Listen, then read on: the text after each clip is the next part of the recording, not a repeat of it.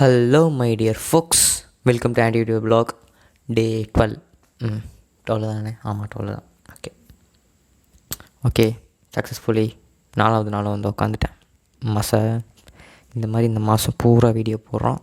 அந்த மோட்டிவேஷன் அப்படியே எடுத்து வச்சு ஒன்றும் பண்ண முடியாது. இருந்தாலும் வந்து இந்த மோட்டிவேஷனை எங்கேயும் லூஸ் பண்ணாமல் அப்படியே இருந்து கன்சிஸ்டண்ட்டாக வீடியோ போட்டு பெரிய ஆளாக வரும்.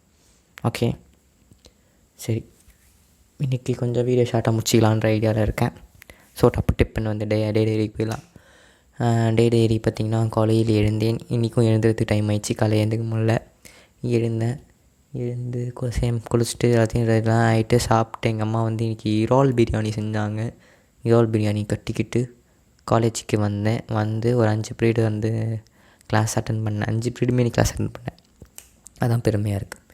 5 பீரியட் கிளாஸ் அட்டன் பண்ணிவிட்டு எல்லாம் முடிஞ்சதுக்கப்புறம் அங்கேருந்து கிளாஸ் முடிச்சுட்டு வீட்டுக்கு கிளம்பி வந்து கொஞ்ச நேரம் ஸ்க்ரோல் பண்ணேன்.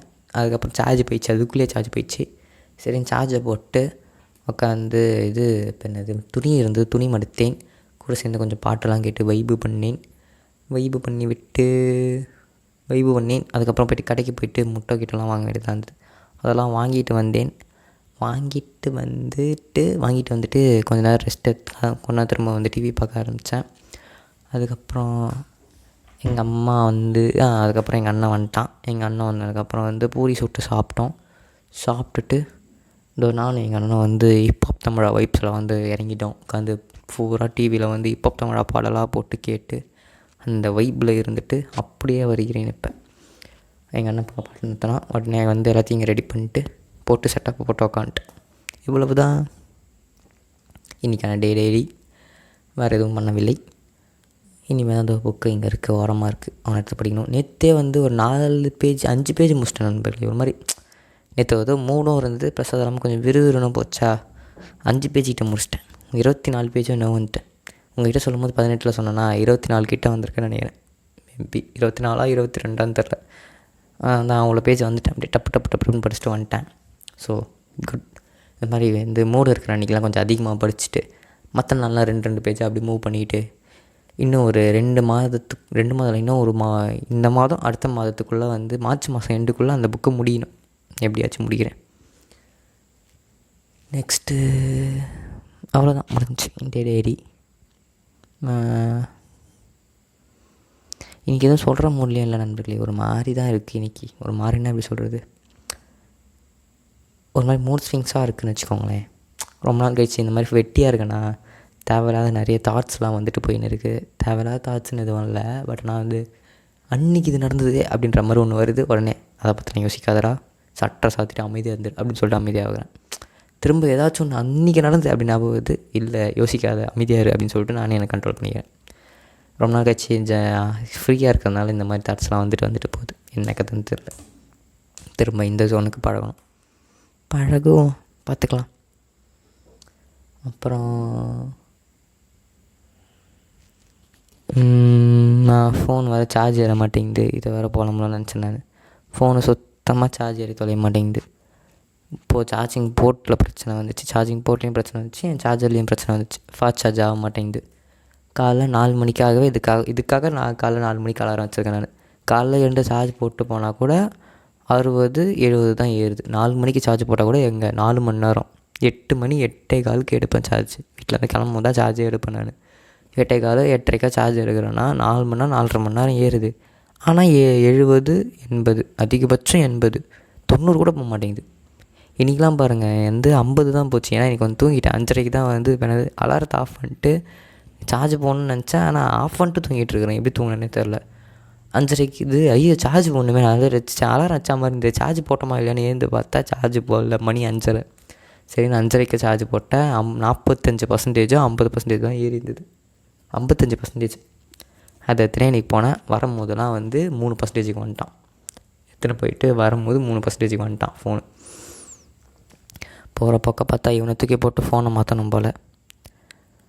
வச்சு ஓட்ட ட்ரை பண்ணுவேன். சார்ஜிங் போட்டு மட்டும் மாற்றுறதுக்கு எவ்வளோ ஆகும்னு போய்ட்டு கேட்பேன். சார்ஜிங் போட்டு மாற்றணும், ப்ளஸ் சார்ஜர் வாங்கணும். ஒரு 1000 ரூபாய்க்குள்ளே இது 2 முடிஞ்சிடும் அப்படின்னு சொன்னானுங்கன்னா ஓகே மாற்றிட்டு. ஏன்னா உள்ள பேட்ரி இப்போ தான் மாற்றினேன். ஒரு 1000 ரூபா கொடுத்து இப்போ நான் போன வருஷம் மாற்றினேன். பேட்ரி மாற்றிருக்கேன். உள்ள ப்ராசஸர் நல்லா தான் இருக்கான். இப்போதைக்கு கேமராவும் எனக்கு தெரிஞ்சு ஓரளவுக்கு ஒரு நல்ல கேமரா தான் இவன். இப்போ வரைக்கும் நல்லா தான் ஒரிஜினலாக இருக்கான். அதனால் வந்து சார்ஜிங் போர்ட்டில் தான் இப்போதைக்கு பிரச்சனை வச்சுருக்கான். ஸோ வந்து எடுத்துகிட்டு போயிட்டு சார்ஜிங் போட்டும் இது சார்ஜரும் சேர்த்து ஒரு 1000 வந்துடும் அப்படின்னு தெரிஞ்சதுன்னா மாற்றிட்டு இன்னும் ஒரு 2 வருஷத்துக்கு இவனை வச்சு ஓடிடுவேன். அப்படி இல்லைனா புது ஃபோன் தான் வாங்கி ஆகணும். சரி, ஒரே நிதி பற்றாக்குறையாக இருக்கிறதுல தான் இப்போல்லாம் வரும் போல். என்னத்தை பண்ணுறதோ தெரில. பார்ப்போம். வேலைக்கு வர போகலான்னு வந்து ஒரு ஐடியாவில் இருக்கேன். தேடிக்கிட்டு இருக்கேன். இந்த மாதத்துக்குள்ளே கிடச்சிச்சின்னா அடுத்த மாதம் எகிரி குச்சி வேலைக்கு போயிடுவேன். உடனே வேலைக்கு போய்ட்டால் வீடியோ போட மாட்டேன்னு நினைக்காதீங்க. டவுட்டு தான் போகிறது. இருந்தாலும் கண்டிப்பாக போடணுன்ற ஒரு மென்டாலிட்டியில் இருக்கேன். ஸோ போடுவேன், கவலைப்படாதீங்க. எப்படி இருந்தாலும் வீடியோ வரத்துக்கு ட்ரை பண்ணுவேன். இங்கேயே வந்து திருமுனையில் இருக்க ஃபார்மசியில் தான் வேலைக்கு போகலாமான்னு யோசிச்சுக்கிட்டு இருக்கேன். வர ஆஃபர் எல்லாமே தாம்பரத்தை தாண்டியோ இல்லை தாம்பரத்துலேயோ வருது நண்பர்களே. தாம்பரத்துலேருந்து இங்கே உள்ளே வர பஸ்ஸு கடைசி பஸ்ஸே வந்து எத்தனை மணிக்கு 9:30 ஆக்சுவலாக பார்த்தீங்கன்னா 11 மணி வரைக்கும் வந்து போட்டிருப்பான். ஆனால் 11 மணி வரைக்கும் பஸ்லாம் வராது. நான் அந்த மாதிரி தான் 4-5 வாட்டி ஏமாந்துருக்கேன். நியாயமாக பார்த்தா 9 மணிக்கெலாம் கிளம்பிட்டு 9:30க்கெலாம் இங்கே வந்திருந்தாலும் லாஸ்ட்டு பஸ்ஸை பிடிச்சிருக்கலாம். நான் தான் செல்லோலலாம் காட்டுறதுலாம் 11 மணி வரைக்கும் பஸ் இருக்கே, இன்டர்நெட்டில் காட்டுறதுலாம் 11 மணிக்கும் பஸ் இருக்கே. சரி ஒரு 10 மணிக்கு ஏறும்னு சொல்லிட்டு அங்கேருந்து கிளம்பி எங்கேயாவது இருந்து 10 மணிக்கு தாம்பரம் வந்தேன்னா பஸ் இருக்காது. 10 மணிக்கே பஸ் இருக்காது.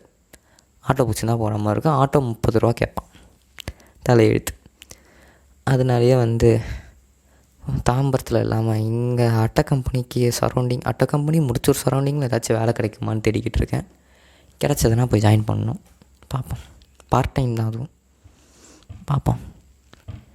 வேறு அதுவும் இல்லாமல் நேற்று தான் நண்பர்களே ஒரு அனலைசேஷன் போட்டேன். சும்மா போர் அடிக்குதுன்னு சொல்லிட்டு யூடியூப் ஸ்டுடியோவில் யாரோ ஒருத்தர் வந்து மெசேஜ் பண்ணியிருந்தீங்க. அதையே நான் இப்போ தான் பார்த்தேன். என்ன மெசேஜ் இல்லை, இது கமெண்ட் பண்ணியிருந்தீங்க. அதையே நான் இப்போ தான் பார்த்தேன். சம்திங் என்னமோ பேர் மணி ஸ்ரீயா சம்திங் என்னமோ பேர். சாரி, மன்னிச்சிடுங்க, நான் எழுதி கூட வைக்கலை. எனக்கு கொஞ்சம் ரொம்ப மெமரி லாஸு. யார் அந்த கமெண்ட் பண்ணிங்கன்னு தெரில. கமெண்ட் பண்ணுறதுக்கு ரொம்ப நன்றி முதல்ல. அது இல்லாமல் வந்து வீடியோ போடுறதுக்கு ரொம்ப நாள் ஆயிடுச்சு. காரி துப்பிக்கோங்கன்னு சொல்லிட்டு மூஞ்சி காமிச்சதுக்கு துப்பி கூட வீடியோ போகுது மெசேஜ் போட்டிருந்தாங்க. So thank you. நீங்கள் துப்புனதுக்கு நான் பெருமையாக ஏற்றுப்பேன், பிரச்சனை இல்லை. எனக்காக முதல் கமெண்ட்டு. ஸோ கொஞ்சம் பெருமையாக தான் இருக்குது. அதான் சொல்ல வந்தேனே. அதில் போய் பார்த்திங்கன்னா மேக்ஸிமம் வியூஸ் போன எல்லாமே வந்து 3 நிமிஷத்துலேருந்து 4 நிமிஷம். இதெல்லாம் நான் கம்மியாக இன்றைக்கி போதுண்டா வீடியோவே தேவைடா அப்படின்ற ஒரு ஸ்டேஜில் வந்து சும்மா இன்றைக்கி ஜஸ்ட்டு டாக்குமெண்டேஷன் பண்ணிட்டு போயிடலான்னு சொல்லிட்டு ஒரு 2 நிமிஷம்லாம் சில நேரம் வீடியோ போட்டிருக்கேன். ஒரே ஒரு வீடியோ மட்டும் 2 நிமிஷமும் ஒன்றும் இருக்கும். இருக்கிறதே லோவஸ்ட்டு இது அதுதான் நினைக்கிறேன். அதுக்கு கூட நல்லா வியூஸ் போயிருக்கு. நான் அதிகமாக ஒரு 10 நிமிஷத்துக்கு இல்லை 8 நிமிஷம் தாண்டுற மாதிரி வீடியோ போட்டேன்னா போக மாட்டேங்குது.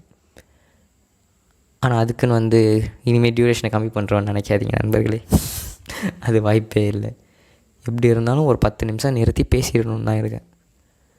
என்னோடய மைண்ட் செட்டில் இருக்குங்க. என் மைண்டில் இருக்கிறது 10 நிமிஷம். என்றைக்காவது ஒரு நாள் கண்டென்ட்டே இல்லை, சுத்தமாக எதுவுமே இல்லை, பேசுறதுக்கு எதுவுமே இல்லைன்னா அப்போ வேணால் அந்த 10 நிமிஷன்றது குறையுமே தவிர ஒரு 10 நிமிஷம் வீடியோ போட்டணுன்றது தான் டெய்லி கோல். ஸோ அதனால் இது டியூரேஷன் கம்மி பண்ணுறதுலாம் ஐடியாவே இல்லை.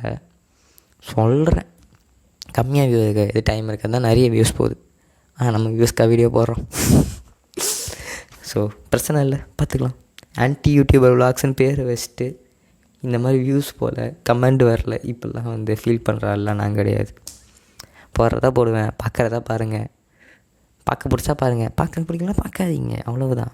வேறு ஒன்றும் இல்லை, அவ்வளவு தான். எப்படி அவ்வளவு தான். ஓகே. நான் எப்பப்போலாம் வந்து பேசிவிட்டு ஏதாச்சும் யோசிக்கும் போது அப்படி திரும்பினேன்னா அந்த இடத்துல ஒரு போஸ்டர் ஒன்று இருக்கும். நான் அப்புறமா காட்டுறேன் அந்த போஸ்டரை. இந்த சூரரை போட்டரோட வந்து ஃபஸ்ட் லுக் இருக்கும். அந்த ஃபஸ்ட் லுக் அங்கே ஒட்டி வச்சிருப்பேன் நான். எனக்கு சூரரை போட்டுற படம் ரொம்ப பிடிக்கும். அதுதான் என் கண்ணுக்கு டப்புன்னு படம். இப்போ ஏன் அதை சொல்கிறேன்னு கேட்டிங்கன்னா ரொம்ப நாளாக அது என் கண்ணில் படுது. இன்றைக்கி சரி பேசுறது கண்டென்ட் இல்லைனால இப்போ திரும்ப இப்படி பார்க்கும்போது அது என் கண்ணில் படுது, அதனால் சொன்னேன். வேறு எதுவும் இல்லை. ஸோ நெக்ஸ்ட்டு அதான் காம்பவுண்ட் எஃபெக்ட் கொஞ்சம் விறுவிறு தான் போகுது. இப்போ தான் வந்து சாய்ஸஸ் பற்றி அதான் நேற்று சொன்ன வரைக்கும் காம்பவுண்ட் எஃபெக்ட்னால் என்ன, காம்பவுண்ட் எஃபெக்ட் இது பண்ணுன்றத வந்து சும்மா ஒரு லின்ஸ் மாதிரி குத்தான்ல, இந்த மாதிரி டெய்லி பண்ணுங்கள் அப்படின்ற மாதிரி அதை தான் இது வரைக்குமே சொல்லிட்டு இருந்தாங்க. எதுவும் ஸோ நிறைய எக்ஸாம்பிளோட இந்த பாயிண்ட் தான் சொல்லிட்டு இருந்தானுங்க. என்னோடய சம்மரிலாம் இப்படி தான் இருக்கும் நண்பர்களே, கோச்சிக்காதீங்க யாருமே. ஏன்னா அவங்க எக்ஸாமுக்கு படித்தாலே நான் இப்படி தான் படிப்பேன். அவன் அவ்வளோ கொடுத்துருந்தாலும் ஒரு வரி 2 வரி தான் என் மைண்டில் நிற்கும். அதை வச்சு நானாக போய்ட்டு அங்கே ஒரு வரி 2 வரியாக ஒரு 10 வரி 15 வரியாக எழுதிட்டு வருவேன். அந்த மாதிரி தான் நான் படிப்பேன் நான். அதே மாதிரி தான் இதுவும் வெறும் ஒரே இது தான்.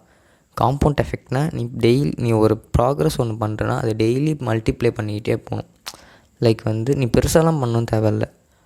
எக்ஸாம்பிளுக்கு என்ன அதில் கொடுத்த ஒரு எக்ஸாம்பிள் சொல்கிற பாருங்களேன். இப்போ ஒருத்தன் வந்து ஒரு நாளைக்கு வந்து ஒரு 3 வேளை ஜங்க் ஃபுட் ஜங்க் ஃபுட் இல்லை, அது வேறு இன்னும் ஒரு 3 பேக்கெட் பிஸ்கெட் ஜங்க் இதில் இருக்க மாதிரி பிஸ்கெட்டோ இல்லை சிப்ஸோ சாப்பிட்றான்னா அதுலேருந்து அவன் வந்து அந்த ஒரு பேக்கெட்டில் இருக்க ஒரே ஒரு சிப்ஸை மட்டும் ஒரு நாள் அவன் வச்சானா போதும். அவன் 3 பேக்கெட் சாப்பிட்டுக்கிட்டான், பிரச்சனை இல்லை. ஆனால் இன்றைக்கான வந்து ஒரு சிப்ஸை நான் விடணும் அப்படின்னு சொல்லிட்டு இன்றைக்கி ஒரு சிப்ஸை விட்றான். மறுநாள் பார்த்திங்கன்னா நாளைக்கு வந்து ஒரு சிப்ஸுன்றது 2 சிப்ஸாக மாறும்.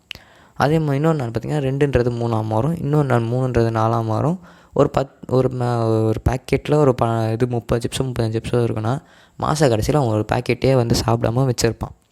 ஸோ அவன் வந்து அடுத்த நாள்லேருந்து சாப்பிட்றது 2 பேக்கெட்டாக இருக்கும். அந்த மாதிரி ஒரு 3 மாதம் போச்சுன்னா ஒரு அடியாக அவன் அந்த சிப்ஸ் சாப்பிட்ற பழக்கத்தையே விட்டு அவன் வேறு ஏதாச்சும் ஒரு பழக்கத்துக்கு போயிடுவான். ஒரு குட் ஹேபிட் மாதிரி போயிடுவான், கன்வெர்ட் ஆகிடுவான். அந்த மாதிரி தான் அவங்களோட ப்ராக்ரஸும். இப்போ நான் இந்த மாதிரி வீடியோ போடுறேன்னா எனக்கு வந்து டெய்லி வந்து ஒரு 10 நிமிஷம் பேசணும். என்னோடய ஹையஸ்ட்டு கோலே வந்து ஒரு 1 மணி நேரம் வந்து நான்ஸ்டாப்பாக எந்த ஒரு இதுவும் இல்லாமல் பேசணும் அப்படின்றது வந்து என்னோடய கோலாக இருந்ததுன்னா நான் ஒரு நாளைக்கு ஜஸ்ட்டு ஆரம்பிக்கிற அன்றைக்கி வந்து ஒரு நிமிஷம் எதுவுமே இது பண்ணாமல் ஃப்ளோவாக பேசிட்டுனா ஓகே. இந்த 1 நிமிஷன்றது நாளைக்கு 1.5 நிமிஷமாக மாறும். நாளைக்கு பண்ணும்போது ஆனால் அந்த 1 நிமிஷத்துக்கு கம்மியாக நான் பண்ணக்கூடாது, அதான் மேட்ரு. 1 நிமிஷத்துக்கு கம்மியாக பண்ணக்கூடாது. அதில் வந்து ஒரு ஸ்டெப் ஒரு மில்லி செகண்ட் கூட வந்து நீ அதிகமாக பேசிக்கலாம். ஆனால் வந்து ப்ராக்ரஸ் ஆகாமல் இருக்கக்கூடாது. அதுதான் காம்பவுண்ட் எஃபெக்ட். இந்த மாதிரி நீ கொஞ்சம் கொஞ்சமாக தள்ளுறது ஒரு நாள் உனக்கு வந்து பெரிய எஃபெக்டாக வந்து கண்ணுக்கு தெரியும். அப்படின்றது தான் இது வரைக்கும் அந்த புக்கில் சொல்லியிருக்காங்க. இப்போ தான் வந்து சாய்ஸஸில் வந்து நிறுத்தியிருக்காங்க. அதுக்கடுத்து வந்து சாய்ஸஸ் பற்றி பேச ஆரம்பிச்சிருக்காங்க. நீ எப்படிலாம் சாய்ஸ் எடுக்கணும், நீ வாழ்க்கையை பற்றினா வந்து சாய்ஸை பேஸ் பண்ணி தான் இருக்குது. நீ நீ ஒரு நாளுன்னு இல்லை, நீ பிறந்ததுலேருந்தே யோசிச்சு பார்த்திங்கன்னா வந்து நீ என்ன இது பண்ணியிருப்பனா நீ வந்து ஒரு முடிவு எடுத்ததுனால தான் இங்கே வந்திருப்ப. ஓகேவா? ஏதாச்சும் இதுவா இல்லை அதுவா, இது பண்ணுவோமா அது பண்ணுவோமான்ற இந்த சாய்ஸ், எந்த சாய்ஸுன்றதை டிசைட் பண்ணுறதுல தான் உன் வாழ்க்கை வந்து பில்ட் ஆகுது அப்படின்றது தான் வந்து கான்செப்ட். ஓகேவா? அது உண்மை தான். ஆனால் அந்த சாய்ஸை வந்து சம்டைம்ஸ் வந்து நீ நல்லதாகவும் எடுப்ப, சம்டைம்ஸ் கெட்டதாகவும் இருப்ப. ஆனால் நீ எடுக்கிற 90% ஆஃப் சாய்ஸஸ் வந்து நீ அன்கான்ஷியஸாக தான் எடுப்ப.